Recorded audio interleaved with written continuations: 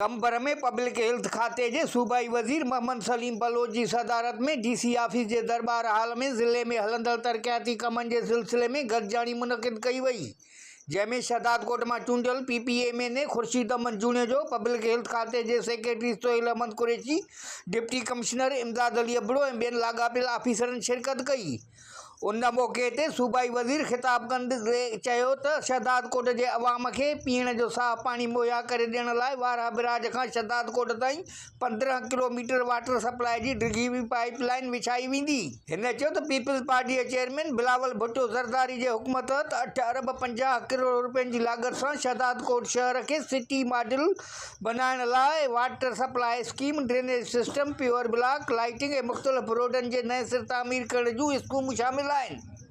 उन मौक़े ते पब्लिक हेल्थ खाते जे एक्शन ब्रीफिंग ॾींदे ॿुधायो त ज़िले कंबर शहदादकोट में मजमूई तौर मुख़्तलिफ़ 338 तरक़ियाती स्कीमूं हलंदड़ आहिनि, जिन जी कुल मंज़ूर थियल लाॻत 13,769.245 मिलियन रुपया आहे।